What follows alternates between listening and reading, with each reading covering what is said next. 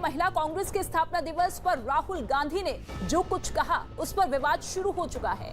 BJP और RSS को हिंदू विरोधी पार्टी बताने के लिए राहुल ने जिन शब्दों का सहारा लिया, बीजेपी को वो नागवार गुजरा और राहुल के बयान के बाद बीजेपी ने उनके खिलाफ कानूनी कार्रवाई तक पर विचार करना शुरू कर दिया है।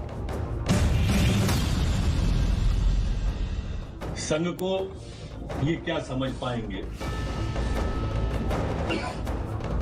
मूल पिंड जब किसी संस्था का, व्यक्ति का विदेशी होता है तो ये विसंगति रहती है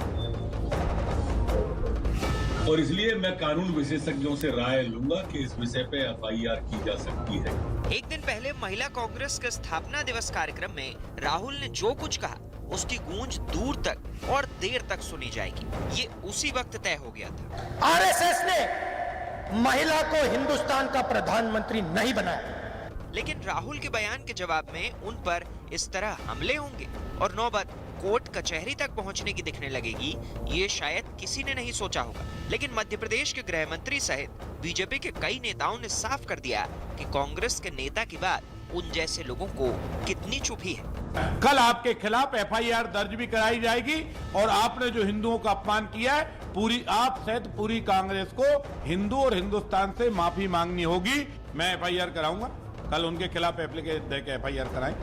असल में राहुल गांधी बीजेपी और आरएसएस को हिंदू विरोधी और महिला विरोधी बताना चाह रहे थे। ऐसा करते वक्त वो जो कुछ कह बैठे उसे आस्था पर चोट बताया जाने लगा। वो अपने आप को हिंदू पार्टी कहते हैं और पूरे देश में लक्ष्मी और दुर्गा पर आक्रमण करते हैं।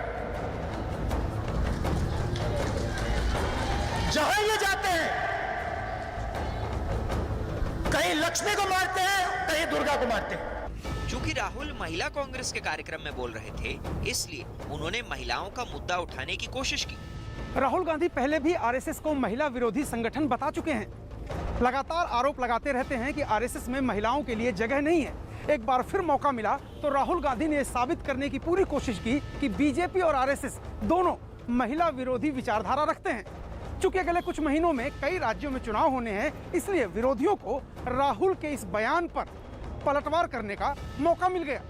राहुल के बोलने का अलग अंदाज है और कई बार अपने इस अंदाज की वजह से वो अपने विरोधियों के निशाने पर आ चुके हैं। एक बार फिर राहुल ने मौका दिया तो सियासी वार पलटवार शुरू हो गया। कि हिंदू देवी देवताओं को इस तरह से राजनीतिक विमर्श में घसीटना न सिर्फ दुर्भाग्यपूर्ण है बल्कि हिंदू आस्था पर चोट है।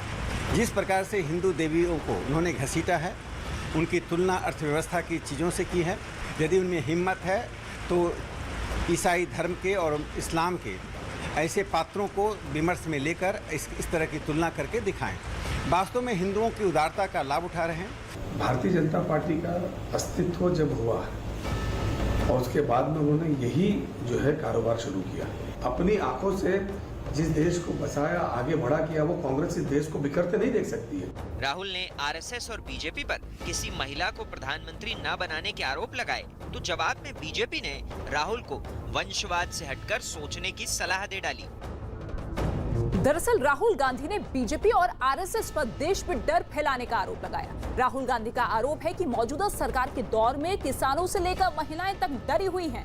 राहुल गांधी ने कांग्रेस को महिला शक्ति को सम्मान देने वाला संगठन बताया, लेकिन उनके बोलने के अंदाज ने एक नए विवाद की नींव रख दी है।